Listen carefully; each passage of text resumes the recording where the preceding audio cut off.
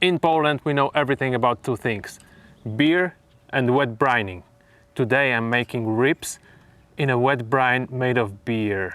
Check this out. But before we start grilling, let's move back in time. This is how I made this wet brine. 150 grams of salt, 50 grams of sugar, 1 onion chopped roughly, 1 thumb-sized ginger, sliced but there's no need to peel it, a couple of rosemary branches, crush them a bit to extract more flavor. Optionally you can add a few Asian ingredients, a couple of kaffir lime leaf, 1 lemongrass, heat it with a knife a few times, 1 liter of boiling water, stir half a liter of lager beer and wait until the brine cools down. Put the ribs tightly in the brine. You might want to consider a bigger container than this one. Leave it for 12 hours in the fridge.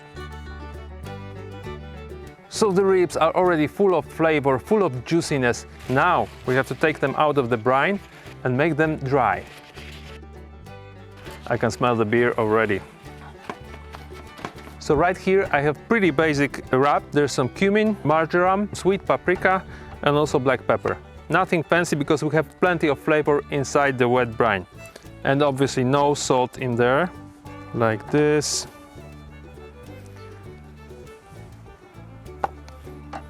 And a little bit of oil. We always put some fat outside of the meat. It will enhance the flavor. So the ribs are ready to be grilled. Take a look how I organize the grill. I started half of the chimney of the briquettes. I moved the baskets to the sides. In the middle you can see I have water. You can use this fancy rib stand, but you can also put it directly on a grill. Just make sure they are in the indirect heat zone. Don't forget to put a couple of wood chunks to the burning briquettes. Today I'm choosing plum wood. Leave the upper vents half open and lower to smoke position. And in this setting the grill should reach somewhere around 140 to 160 degrees Celsius. So it's inspired by 3-2-1 method, but it's actually 2-1-1. If you have 3 hours, do it like this. Guys, it doesn't really make a difference how much time and what method are you using. Make sure that the color looks like this. It has to be brown. My ribs supposed to be made 2-1-1, but they are already on the grill for 2.5 hours to make it a little bit more brown. Right now is the moment to wrap it in foil. So for every rib I need 2 pieces of aluminum foil. You wrap it really carefully in order to avoid drying out of the ribs. I can actually smell the beer right now. This is awesome.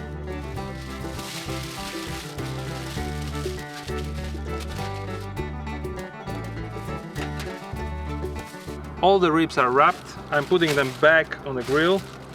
We don't have to smoke them already because they are wrapped in foil. Right now we are working on a connective tissue which is inside. We are trying to detach the bone from the meat.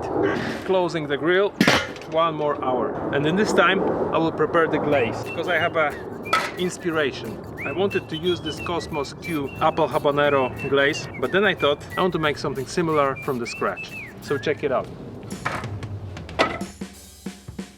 I start with pouring a little bit of oil in the pot. I cut the ginger in big slices and start to fry it. It will add plenty of flavor to this glaze. Then a garlic. Peel and smash, then chop it. I put the garlic in a pot. And now habanero. If you want to make it spicy, chop and add it to the glaze. For me, half is enough.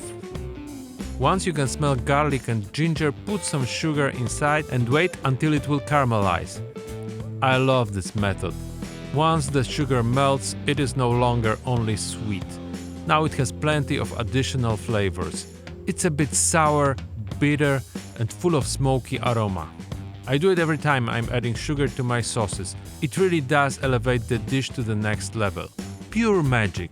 And now it's time to add alcohol. I've chosen cachaça, although I'm pretty sure it's lacking in this glaze. So I'm pouring a little bit of cachaça, a cup of apple juice, and now we can reduce it for 20 minutes.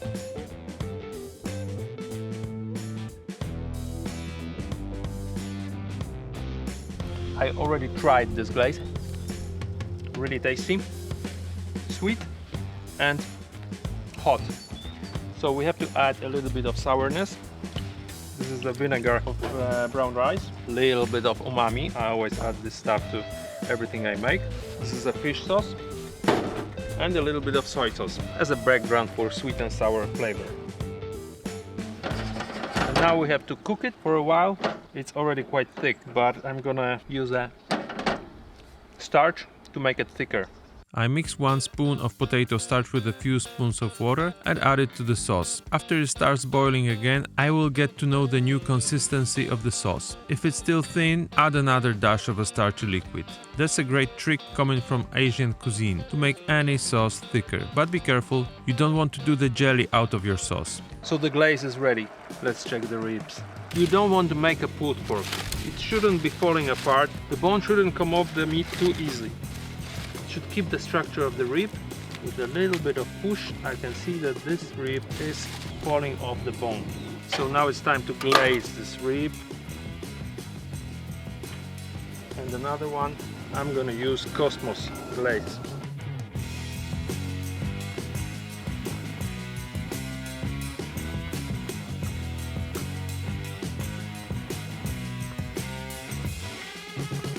Both ribs are nicely glazed. Okay, I'm about to try the first rib glazed with my sauce. You see the bone is coming off exactly as it should. With a little bit of resistance, I would say it's done perfectly. And now,